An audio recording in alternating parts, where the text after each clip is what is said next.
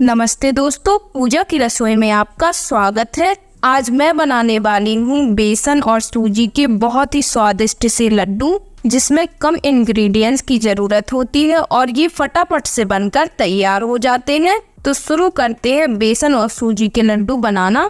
Recipe बनाने से पहले अगर आपने अभी तक हमारे चैनल को सब्सक्राइब नहीं किया है तो प्लीज़ हमारे चैनल को सब्सक्राइब कर लीजिए। बेसन और सूजी के लड्डू बनाने के लिए हमने ले लिया है 1 कप सूजी हमें यहाँ पर बारीक वाली यूज करनी है।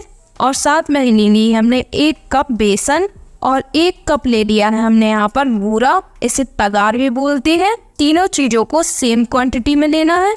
अगर आपके पास मेजरमेंट कप ना हो तो आप किसी कटोरी या गिलास से मेजरमेंट कर सकते हैं। और साथ में ले लिया है हमने 1 कप घी। मैं यहाँ पर देसी घी का यूज कर रही हूँ। थोड़े से बादाम लिए हैं और थोड़े से काजू और थोड़ा सा लिया है हमने यहाँ पर इलायची पाउडर। अब हम बना लेते हैं लड्डू बनाने के लिए पहले हम कढ़ाई में डालेंगे 2 चम्मच घी। इस कप में से हम 2 चम्मच घी डाल देंगे। इसमें घी के मेल्ट होते ही हम इसमें डाल देंगे 1 कप सूजी और इसे चलाते हुए हमें सूजी को अच्छे से भून लेना है। गैस को हमें बिल्कुल स्लो कर लेना है और सूजी को अच्छे से भून लेना है। सूजी और बेसन को हमें अलग अलग भूनना है, क्योंकि सूजी जल्दी भून जाती है और बेसन को भूनने में थोड़ा टाइम लगता है, इसलिए इसे हमें अलग अलग ही भूनना है।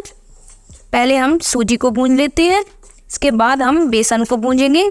सूजी हमारी बिल्कुल भी कच्ची नहीं रहनी चाहिए, अच्छे से इसे भून लेना है। जब हमारी सूजी में अच्छा सा कलर दिखने लगे, इसका मतलब हमारी सूजी अच्छे से भुन गई है।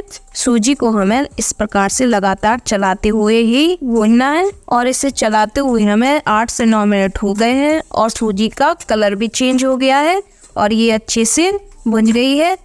अब इसे हम निकाल देते हैं एक बर्तन में। सूजी को हमने निकाल लिया है। अब इसी कढ़ाई में हम डालेंगे फिर से 2 चम्मच घी के मेल्ट होते ही गैस को कर लेते हैं हम बिल्कुल स्लो और इसमें डाल देते हैं 1 कप बेसन और बेसन को भी हमें इस प्रकार से चलाते हुए अच्छे से भून लेना है।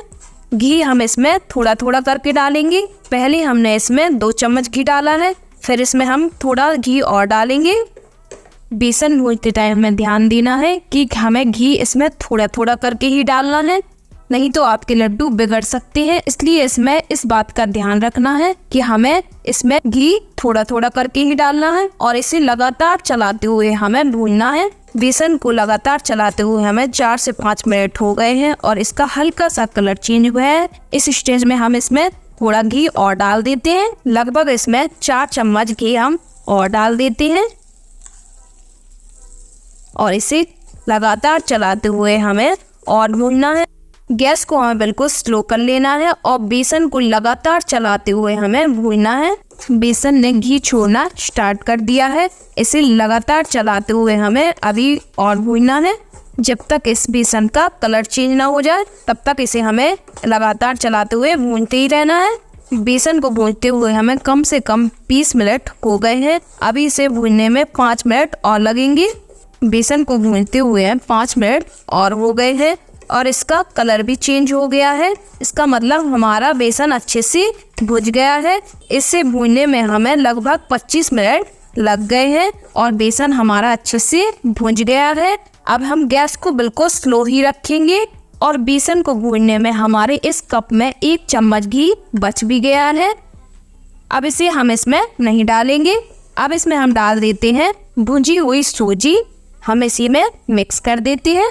अब बेसन और सूजी को हम अच्छे से मिक्स कर लेते हैं और ये सारी प्रोसेस हमें बिल्कुल स्लो आंच में ही करनी है, नहीं तो हमारी सारी चीज़ें जल भी सकती हैं, जिससे हमारे लड्डू का स्वाद बिल्कुल भी अच्छा नहीं आएगा। इसलिए हमें इसे बिल्कुल स्लो आंच में ही करना है। दोनों चीज़ें अच्छे से मिक्स हो गई हैं और दोनों चीज़ें अच्छे से भुन गई हैं। खुशबू भी इसकी बहुत अच्छी आ रही है। अब इसमें हम डाल देते हैं कटे हुए बादाम और कटे हुए काजू और साथ में ही डाल देते हैं हम इलायची पाउडर और सारी चीज़ों को इसी में मिक्स कर लेते हैं। हमें ड्राई फ्रूट अलग से फ्राई करने की ज़रूरत नहीं पड़ेगी। इसी में हम 1 मिनट तक इसे चलाते हुए पका लेते हैं, जिससे हमारे ड्राई फ्रूट इसी में पक जाएंगे। लो हमारे 1 मिनट हो गए हैं और सारी चीज़ें हमारी अच्छे से भुन गई हैं। अब हम गैस को कर देते हैं ऑफ और इसे निकाल लेते हैं एक प्लेट में। अब हम इस कढ़ाई से सारे मिक्सचर को डाल देते हैं इस प्लेट में।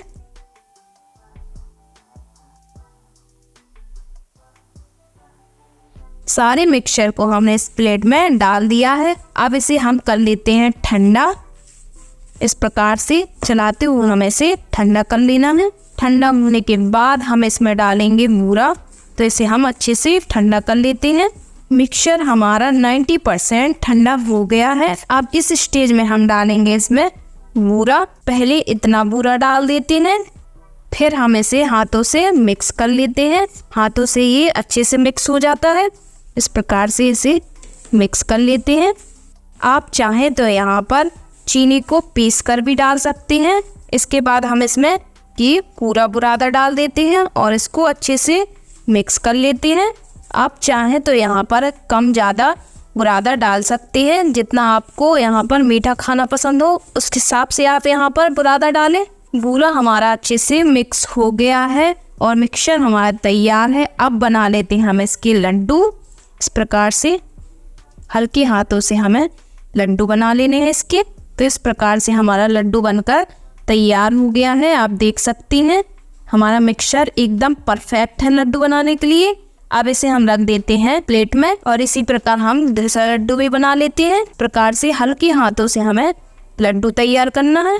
तो इसी प्रकार हमारा दूसरा लड्डू भी बनकर तैयार हो गया है। तो हमें इसी प्रकार सारे लड्डू बनाकर तैयार कर लेने हैं। तो एकदम हमारे परफेक्ट लड्डू बनकर तैयार हो गए हैं, आप देख सकते हैं। तो लड्डू के ऊपर लगा देते हैं इस प्रकार से पिस्ता, जिससे हमारे लड्डू और भी अच्छे दिखे। तो पिस्ता हमने इस प्रकार से इसमें लगा दिए हैं और हमारे एकदम परफेक्ट लड्डू बनकर तैयार हो गए हैं, आप देख सकते हैं। तो एक लड्डू मैं इसमें से इस प्रकार से तोड़ के भी दिखाती हूँ। तो बने हैं ना हमारे एकदम परफेक्ट लड्डू, दानेदार लड्डू। तो इस रेसिपी को ज़रूर ट्राई करें। अगर रेसिपी पसंद आई हो तो वीडियो को लाइक कीजिए और हमारे चैनल को सब्सक्राइब करना ना भूलें। Thank you.